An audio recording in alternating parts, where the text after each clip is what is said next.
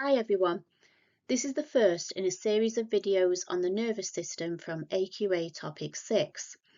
We'll start this topic with the structure of a motor neuron, which is one of the three main types of neuron found in the nervous system, but for AQA exam board it's the only one for which you need to know the detailed structure. First we'll look at how the motor neuron fits into the big picture of the nervous system. The role of the nervous system is to coordinate a suitable response to a particular stimulus. Hopefully, you already know that a stimulus is a change in the internal or external environment. These stimuli are detected by specific receptors.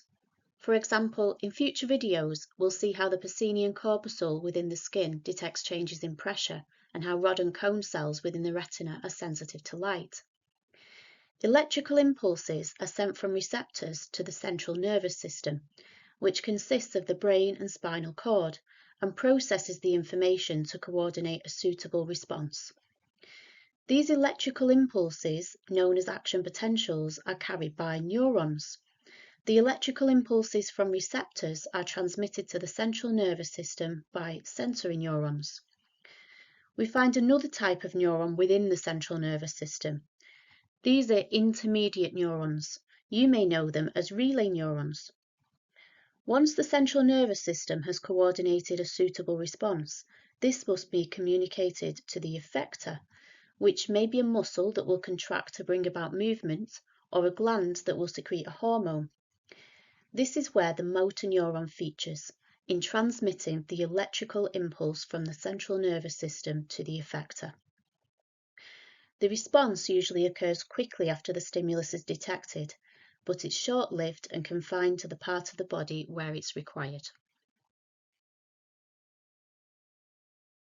The structure of the motor neuron is shown in the diagram. In this type of neuron, the cell body containing the nucleus is at one end and contains extensions called dendrites. These form synapses with intermediate neurons within the central nervous system. The axon is a long projection which enables electrical impulses to be transmitted quickly over a fair distance, perhaps to the end of a limb.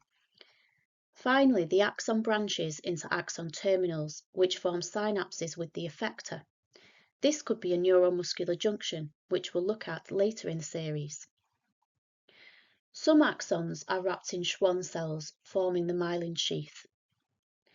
This is a fatty layer that both protects the axon and provides electrical insulation. We'll see the importance of myelination in allowing for faster conductance in a future video. That's all for the structure of the motor neuron. In the next video, we'll look at how resting potential is established and maintained.